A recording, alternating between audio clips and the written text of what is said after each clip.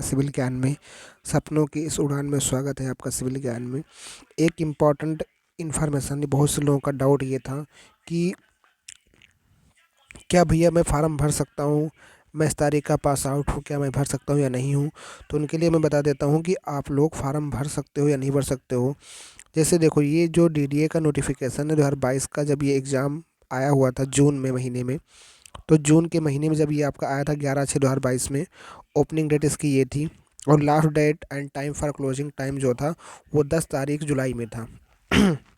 ये आपका नोटिफिकेशन का टाइम था।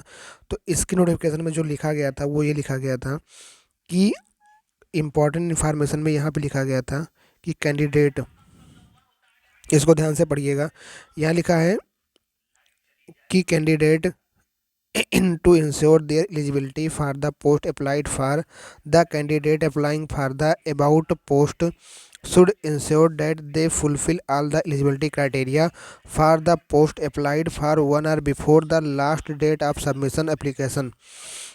मतलब कि अगर जो आपकी लास्ट डेट है एप्लीकेशन फॉर्म भरने की 10/7/2022 जुलाई में 10 तारीख को जो डेट थी उसके पहले का आपका पास आउट होना चाहिए। The candidate who have appeared in the examination for the educational qualification mentioned in the notification are not eligible for the post. Data of declaration of result mentioned on the mark sheet certificate will be treated as the data possession of the particular qualification। ये कहने का मतलब क्या होगा कि आपकी जो marksheet होनी चाहिए या आपकी जो मार्कशीट की सर्टिफिकेट होनी चाहिए, उसके ऊपर जो पासिंग आउट की डेट होनी चाहिए वो 10/7/2022 के पहले की आपकी होनी चाहिए, तभी आप इस फॉर्म को भर सकते हो। पर अब क्या है कि फिर से उसने, ये तो उस क्राइटेरिया से था कि जब अगर आपका फॉर्म, अगर आपने फॉर्म जून या जुलाई के महीने में फॉर्म भरा होगा, उस समय आपने भरा होता, तो ये आपके लिए था कि आप अगर आप जून में या आप जुलाई में फॉर्म भरे होते 2022 में जब वैकेंसी आई थी, तो उसके पहले के लिए था कि आपका ये क्राइटेरिया होना चाहिए था। ठीक है। पर अब क्या है कि अब फिर से इसका ओपन हो चुका है और लोग फार्म इसमें भर रहे हैं। तो जो नवंबर 2022 में पास हुए हैं, या हो सकता है कि जिनके मार्कशीट के ऊपर जो दिसंबर में हो, या इसके जो पास आउट हैं 2023 में, तो अभी कोई पास आउट हुआ नहीं होगा। सेमेस्टर चल ही रहा होगा, लेकिन जो 2022 के पास आउट हैं, जिनके मार्कशीट के ऊपर अगस्त अगस्त का, जिनके मार्कशीट के ऊपर अगस्त हो गया या सितंबर हो गया या अक्टूबर या नवंबर या दिसंबर के डेट पड़ी है, तो अब मुद्दा ये फंसता है क्या हम लोग फार्म भर सकते हैं या नहीं भर सकते हैं। तो भैया देखो, जो ओल्ड नोटिफिकेशन थी वो तो ओल्ड के लिए थी, पर हमारा जहाँ तक मानना है, क्योंकि इन्होंने कोई क्लियर नोटिफिकेशन दिया ही नहीं है, जब से इन्होंने दोबारा, जब इन्होंने दिया एक कागज़ के फॉर्म में, एक इन्होंने लिख के दे दिया कि भैया अब आप लोग फार्म भर सकते हो, बीटेक अलाउ हो चुका है, और जिन्होंने फॉर्म नहीं भरा वो सब लोग भी इसमें फार्म भर सकते हैं। तो जिन्होंने फॉर्म पहले नहीं भरा था वो भी फार्म भर सकते हैं, बीटेक वाले भी भर सकते हैं। तो मेरा ये कहने का मतलब है कि जो लोगों का डाउट है कि मैं फार्म भरूँ या ना भरूँ, तो भैया जो इनकी लास्ट लास्ट डेट इस बार जो है अगर आप 12 तारीख यहाँ पे है, तो यहाँ पे जो आपका अगस्त हो गया, सितंबर, अक्टूबर, नवंबर में अगर जो लोग पास आउट आपके हो चुके हैं, तो वो लोग अगर अपना फार्म भरना चाहें तो फार्म भर के देखें। अगर आपका फार्म भर रहा होगा, वहाँ पे डेट वगैरह अगर आ रही होगी, तो आप लोग भरो। देखो, मैंने तो भैया भरा नहीं है क्योंकि मैंने पहले फार्म भर दिया था। या जो भी लोग हैं फार्म, जो उनका लोगों का डाउट है, तो आप लोग की जो लॉगिन है, लॉगिन वगैरह करो, फार्म भरो। वहाँ पे अगर पूरे तरीके फार्म भर जाता है, कोई दिक्कत, अगर आप लोग एलिजिबल नहीं होगे, तो वहाँ पे वो है ना, पासिंग ईयर का आपका दिखाता है, पासिंग आउट, तो आप 2022 डालोगे। ठीक है।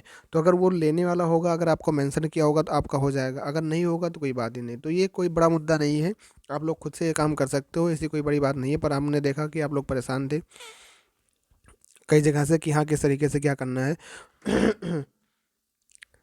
तो ये भैया ना यहाँ पे आपका जो है कि फ़ार्म आप भर सकते हो, आप लोग फार्म भर के देखो। तो ये जो डाउट था आप लोगों का कि हम फार्म भर सकते नहीं भर सकते हैं, तो ये आप लोग फार्म भर के देखो। अगर कोई आपको कोई डाउट है, कोई डीडीएस से रिलेटेड कोई जानकारी आपको चाहिए, तो आप ऑफलाइन कमेंट करके हमसे पूछ सकते हैं।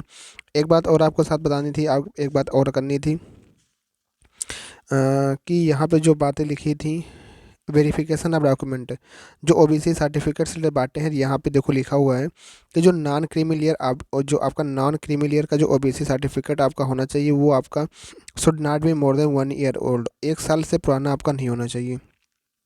नॉन क्रीमी ओबीसी सर्टिफिकेट आपका जो है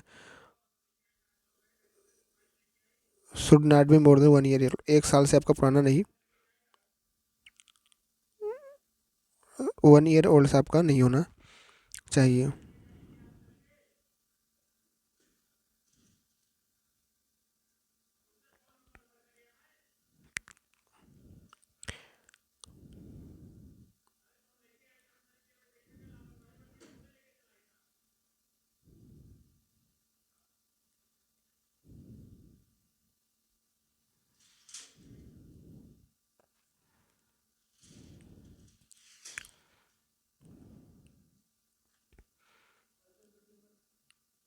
1 ईयर ओल्ड आपका नहीं होना चाहिए, तो इस बात को आपको ध्यान रखना है। बाकी अगर आपको कोई समस्या है, ओबीसी सर्टिफिकेट कोई भी जानकारी हो, और हाँ एक बात और, यहाँ पे जो लोग पहले से अपना फार्म भर रखे हैं, पहले से जो अपना लोग फार्म भर रखे हैं, उनकी फ़ोटो और सिग्नेचर नहीं दिखाई दे रही है। आपका ही नहीं, किसी का भी नहीं दिखा, मेरा भी नहीं दिखाई दे रहा है, तो आपको इससे घबराना नहीं है।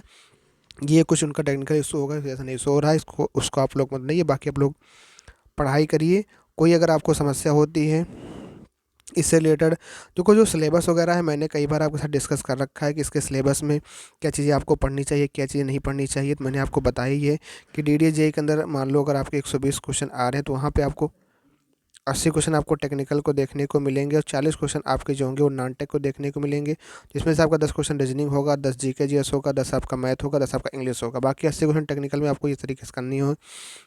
रोजाना हम सर्वे क्वेश्चन कर ही रहे हैं, इसी तरीके से हम लोग मैथ का भी स्टार्ट करने वाले हैं, और आप लोग कहेंगे जीएस का भी स्टार्ट कर देंगे। तो जो भी चीज़ें हैं, इंग्लिश का भी हम स्टार्ट करेंगे, तो सारी चीज़ें हम लोग स्टार्ट करेंगे प्रॉपर तरीके से। आप लोग उसको साथ में रखना है। अगर आप चैनल पर नए हैं तो चैनल को सब्सक्राइब जरूर कर लीजिए, क्योंकि ऐसी इंपॉर्टेंट इन्फॉर्मेशन आपके साथ जरूर शेयर करते हैं।